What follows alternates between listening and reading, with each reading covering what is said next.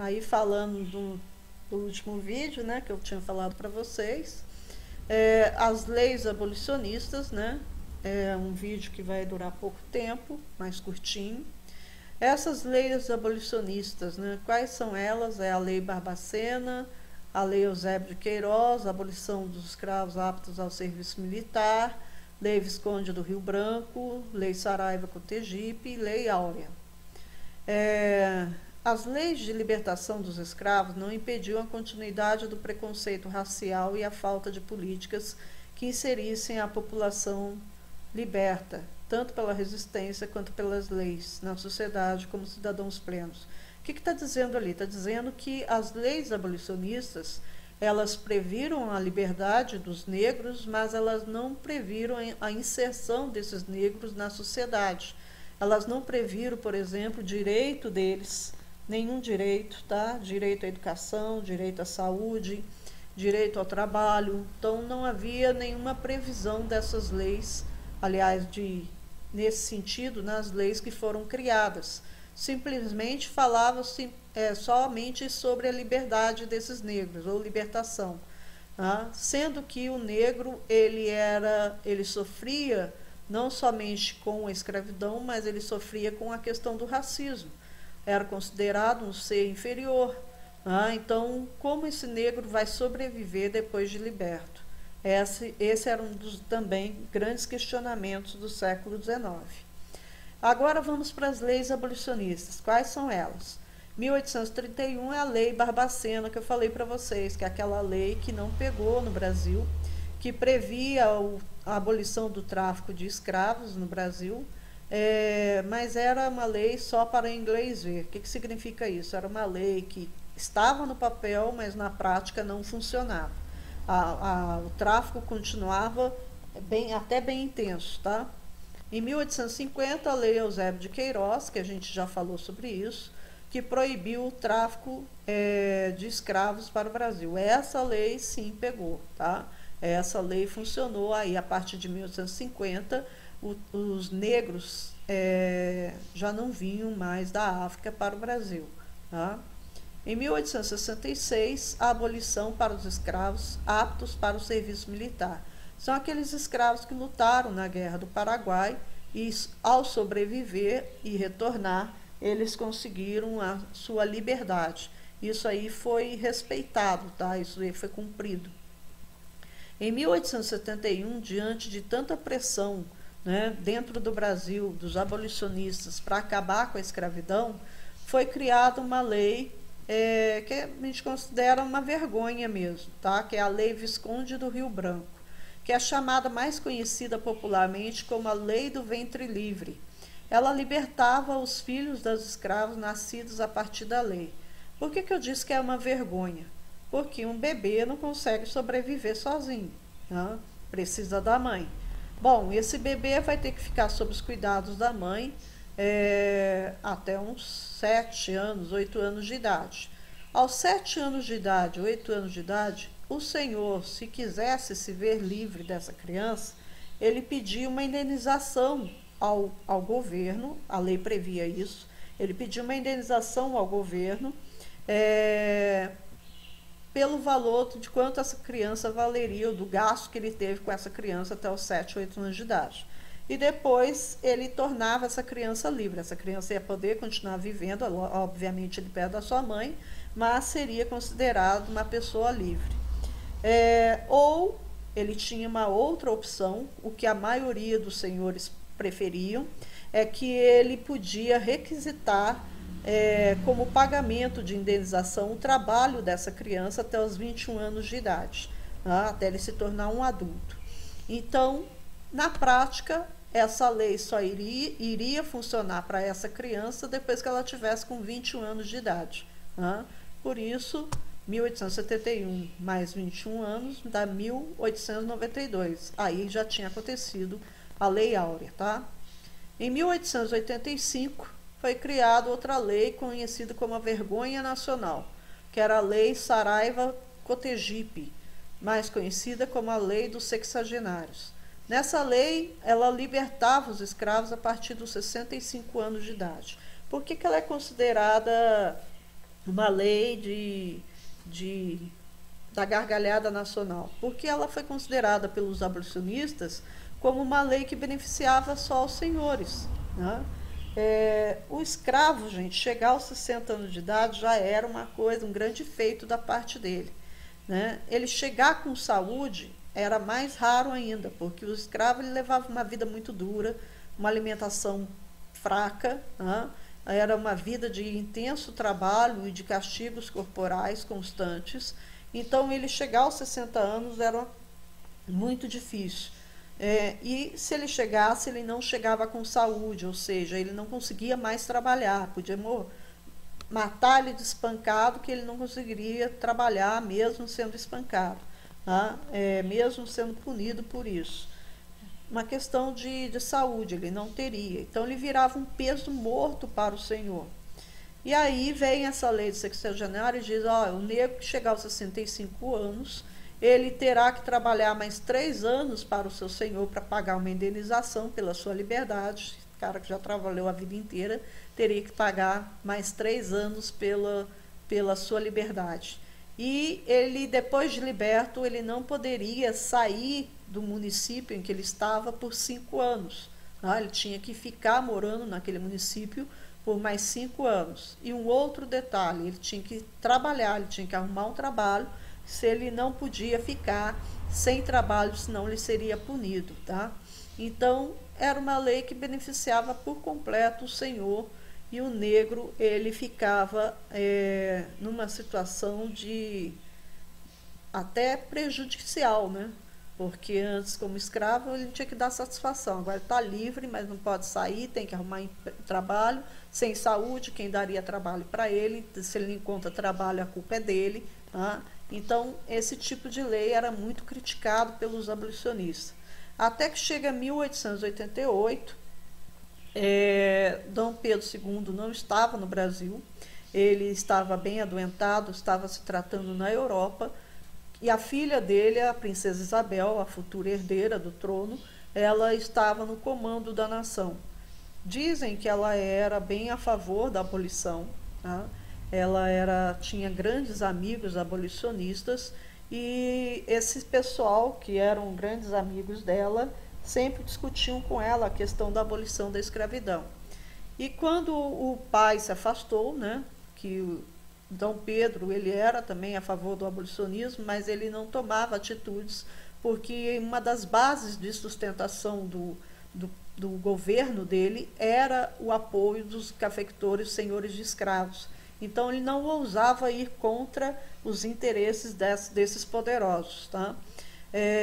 Mas ela acaba sofrendo uma pressão por parte desses amigos abolicionistas, que começam a dizer para ela, olha, agora é o momento, tá? Nós temos que fazer alguma coisa. E começam a pressioná-la, e ela finalmente toma uma decisão. Ela assina a Lei Áurea, tá? No dia 13 de maio de 1888. Essa lei ela põe um ponto final e definitivo à escravidão no Brasil. Lembrando que em 1885, lá no Amazonas, já tinha sido abolido a escravidão, mas a Lei Áurea ela serviu para todo o território brasileiro. Essa Lei Áurea ela não previu uma indenização, aliás, ela previu uma indenização a ser paga para os senhores, mas, embora estivesse previsto na lei, ela não foi respeitada. Uma das consequências da Lei Áurea, né, foi o fato de que os grandes cafeicultores que teimaram em manter os escravos em suas fazendas e não fazer a substituição lentamente pela mão de obra assalariada, esse pessoal que investiu pesado nos escravos teve prejuízos enormes, e esse pessoal acaba retirando o apoio à monarquia no Brasil. Foi uma dos motivos da queda da monarquia no Brasil, foi o fato da abolição da escravidão em 1888. Tanto é que um ano depois, um ano e pouquinho, acaba a monarquia aqui no Brasil, iniciando a República. O pós-escravidão. No Nordeste, nós vamos ver os ex-escravos aí se tornaram dependentes dos grandes proprietários, passaram a ser uma mão de obra assalariada, só que um salário miserável, tá? E uma mão de obra extremamente explorada, tá? Então, não mudou muito a situação desses negros. A diferença é que ele podia ir e vir, tá? Mas vivendo de forma miserável, numa extrema pobreza, dependente desses grandes proprietários de terra. No Maranhão, os ex-escravos se tornaram poceiros de terras desocupadas, ou seja, conseguiram, né, ocupar alguns lotes ali na região do Maranhão e se estabelecer ali. No Vale do Paraíba, eles se tornaram, não todos, né, mas alguns desses negros que ficaram nas fazendas depois do fim da escravidão, eles se tornaram parceiros, né, pequenos parceiros das fazendas de café que estavam em decadência. Fizeram um acordo ali com os seus antigos senhores, né, e ficaram morando nessas fazendas, e alguns chegaram, né, a se tornar sitiantes e peões dessas fazendas, tá? Aí umas fotos, né, tá bem embaçado, tá ruim de ver, os escravos depois da libertação. Em São Paulo, né, foi um dos momentos mais críticos para os negros, porque os negros que foram para a cidade de São Paulo, eles foram bem assim discriminados, né? O racismo era mais forte, né? Esses negros assumiram serviços irregulares que eram bicos, né? Passaram a trabalhar com trabalhos de bicos, fazer uma pintura aqui, um conserto ali, tá? E passaram a depender disso, que era basicamente um salário incerto, né? Recebia se trabalhasse, se não trabalhasse, não recebia absolutamente nada. Eram muito mal pagos por esses serviços e passaram a viver com grandes dificuldades na cidade de São Paulo, vivendo mais nas regiões periféricas, né? Fundando aí comunidades extremamente pobres nessas regiões. No Rio de Janeiro, né, teve uma situação melhor do que a de São Paulo. Eles ocuparam funções diversas também, mas no Rio de Janeiro, os negros tiveram melhores oportunidades, inclusive até mesmo conseguiam pessoas que passassem instruções para eles, ou seja, os alfabetizassem, tá? Então tinha um recebimento melhor no Rio de Janeiro. Em São Paulo, onde recebe maior parte de imigrantes italianos, imigrantes de outras nações, a discriminação era maior, até por causa da presença desses imigrantes, tá? Que nas regiões de forte imigração, os negros foram considerados seres inferiores, até mesmo perigosos e vadios, e achavam que todos os negros eram propensos ao crime, né? Mas que eram úteis, né, quando eles se apresentavam de forma subserviente, ou seja, apresentavam-se como serviçais que aguentavam todo tipo de maus tratos calado. Aí nós temos alguns desses negros realizando os trabalhos urbanos, né? Todos os trabalhos, né, que eram considerados subalternos, trabalhos considerados de salários baixos, né, era praticado por eles, era o que restava a eles, até porque a maioria deles eram analfabetos, tá? A grande maioria. E na América, né, no restante da América, o Haiti, o processo da abolição acontece junto à sua independência, a gente já falou sobre isso, quando lá no Haiti houve a luta pela independência. Ao conquistar a independência, eles declararam a abolição da escravidão, até porque na luta de independência do Haiti, a maioria que lutou eram negros, né? Pessoas que alguns eram libertos, mas boa parte deles escravos ainda. Nos Estados Unidos, a abolição acontece em meio ao governo de Abraham Lincoln durante a Guerra Civil Norte-Americana, a guerra aí entre o norte e o sul dos Estados Unidos. Porém, embora tenha sido proclamado ou abolida a escravidão, o racismo nos Estados Unidos se tornou intenso, surgindo até mesmo grupos radicais secretos como a Ku Klux Klan, que perseguia, torturava e matavam os negros, tá? Na América Latina, o processo da abolição da escravidão não levou também em consideração as propostas indenizatórias ou reparatórias, como aconteceu no Brasil. Ou seja, simplesmente liberta os escravos e depois eles que se virem. É mais ou menos nesse sentido, tá? E aí nós temos algumas imagens.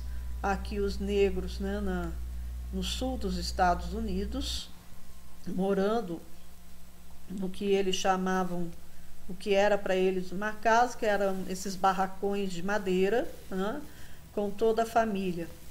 Aqui uma família de negros, tá, provavelmente já ex-escravos. Esse aqui é o Abraham Lincoln, o presidente norte-americano durante a Guerra Civil, que libertou os escravos. E aqui é a Ku Klux Klan, né, a KKK, que era e é até hoje, existe até hoje esse grupo, que é um grupo de extrema racismo, né, de um racismo extremado, onde eles cobriam o rosto, né, e capturavam negros que eles consideravam subversivos, negros perigosos, os torturavam e muitas das vezes os matavam. Tá? Esse pessoal fazia parte, né, muitos deles, da alta cúpula da sociedade. Alguns eram juízes, alguns delegados, até mesmo médicos, professores, advogados, mas que se organizavam nessa sociedade secreta. Só tinha conhecimento de quem fazia parte, quem estava mesmo naquela sociedade. Tá? Aqui é uma cruz incendiada, que era um sinal que eles davam. Eles plantavam uma cruz em frente à casa da pessoa, né, do negro perseguido, e incendiavam aquela cruz. Aquilo ali era um sinal de que aquela família, aquele negro, estava em maus lençóis com a Ku Klux Klan. Né? Era um aviso que eles mandavam. Bom, paramos por aqui, encerramos, fiquem com Deus, tá? Até os próximos vídeos aí, se Deus quiser.